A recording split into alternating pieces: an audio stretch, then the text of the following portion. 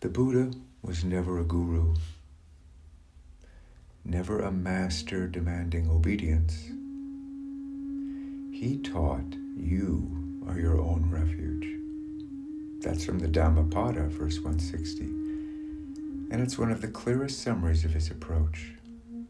In other words, you don't look for someone to save you. Learn to see clearly. That's the way out.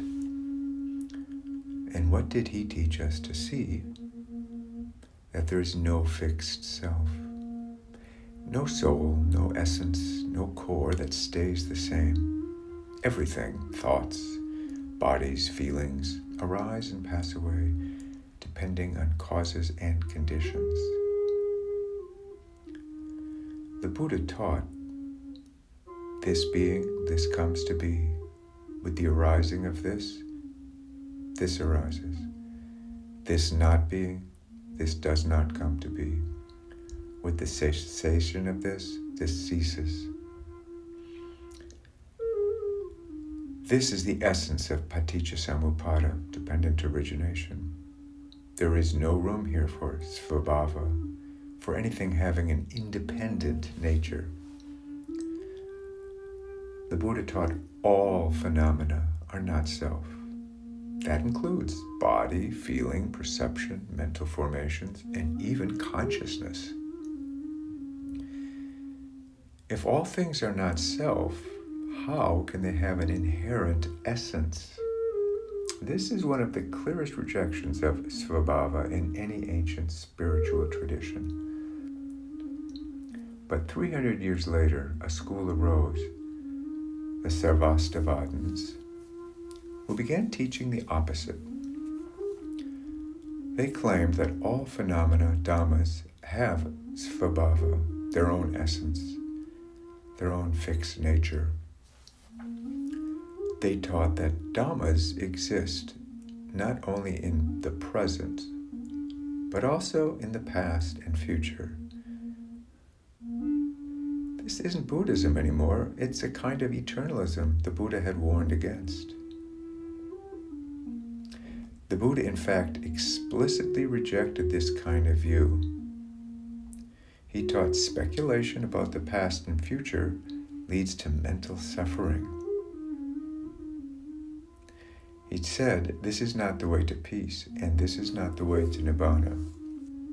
And yet, even when these errors appeared, the early community did not correct them clearly enough. And when Nāgārjuna came around, as we'll see in the next section, he knew these teachings were wrong, but chose not to tell people that the Buddha had never taught them. And that raises an important question. Why not speak the truth if you know it? So now we move a few centuries forward. The Buddha is gone, his disciples have spread out, and the teachings are being systematized. This is where the Sarvāstivāda school comes in. The name means those who say all exists. And what do they say exists? Not just the present, but past, present, and future Dhammas. And most importantly, they began teaching that each Dhamma has its own Svabhāva, its intrinsic essence that never changes. In their view, even if something arises and passes away in time, its identity is preserved by this inner core nature. But remember, the Buddha said, whatever is subject to arising is subject to cessation. There is no exception in the Buddha's words, no clause that says, unless it has Svabhāva. That idea that something has its own fixed essence would have horrified him. In the Abhidharma, the massive compendium of Sarvāstivāda philosophy, we find this statement: a dharma is said to have Svabhāva, because it maintains its own characteristics across 3 times. This literally says that Dhammas exist eternally, only shifting manifestation. This isn't dependent origination anymore. This is reification. It's turning dynamic processes into frozen ontological categories. It's not just technical. This shift in view gives rise to hierarchies, priests who interpret these dhammas, sects who define what is real, scholastic control over the Dhamma. But the Buddha had warned against this. The Buddha taught, I do not argue with the world argues with me. Whatever is dependent, that I call reality, not what the world takes to be real. The Buddha didn't define Dhammas as ultimate substances. He pointed to their dependent, arisen nature. Only real insofar as they're useful to ending suffering. So why, just 300 years later, was the Buddhist world constructing a philosophical scaffolding the Buddha never built? It's here that we should pause and reflect. If a teaching gives us more control over others than freedom for ourselves, is it still Dhamma? The Sarvāstivāda doctrine wasn't about ending suffering. It was about cataloging existence. It turned liberation into a metaphysical taxonomy. And it was into this world that Nāgārjuna was born.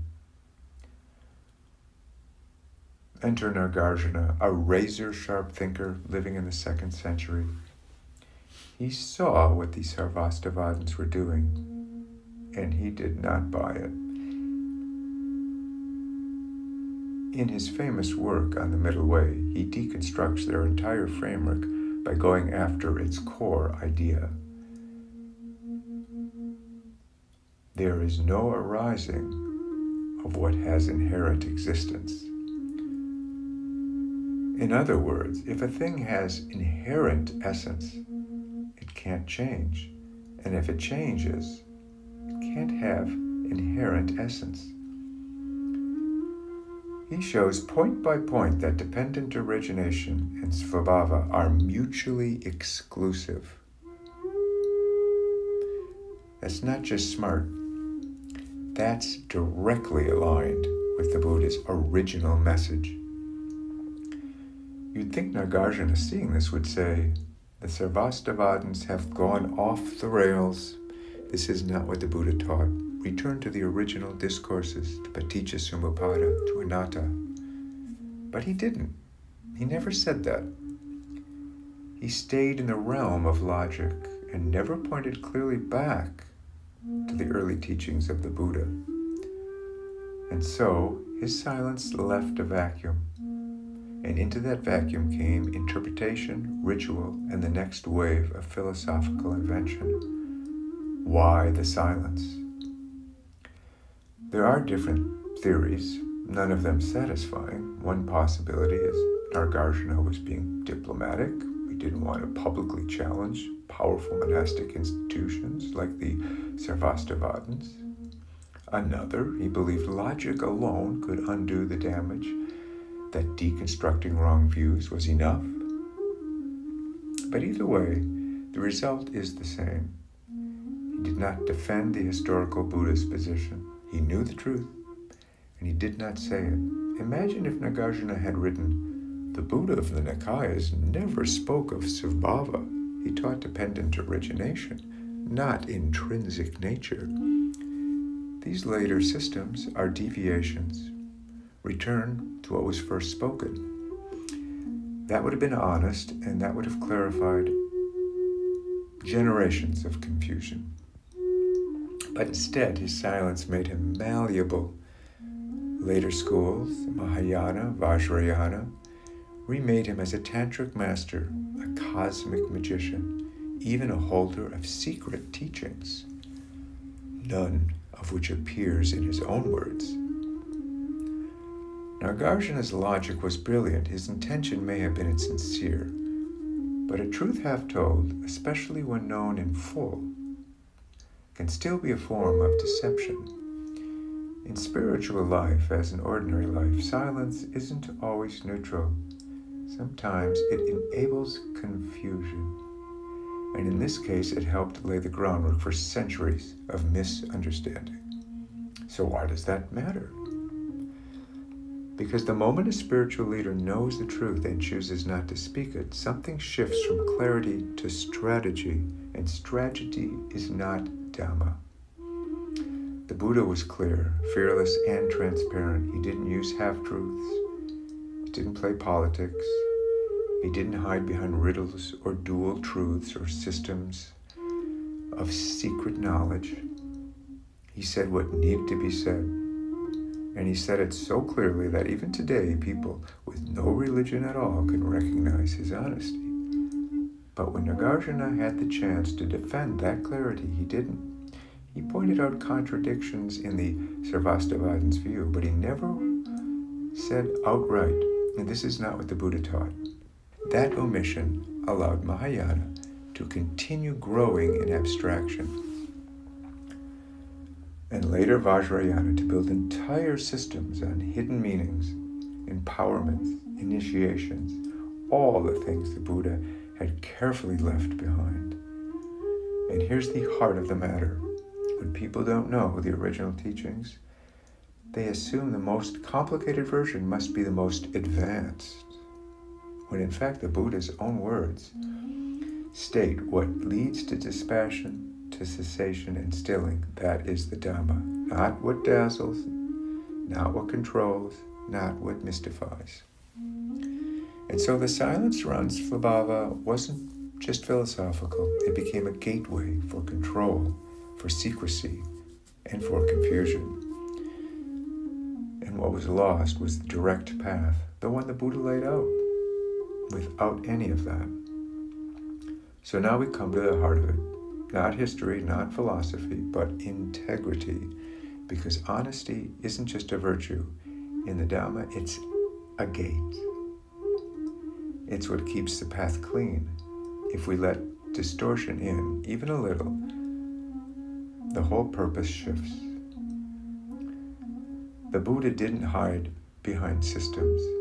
He didn't invent metaphysics to sound deep. He spoke directly to the condition of the human mind. And he made clear that truth isn't something you possess. It's something you see and then let go of. But when teachers come along and know better and choose silence because it's safer, because it keeps them influential, or because it helps their school survive, that's not compassion.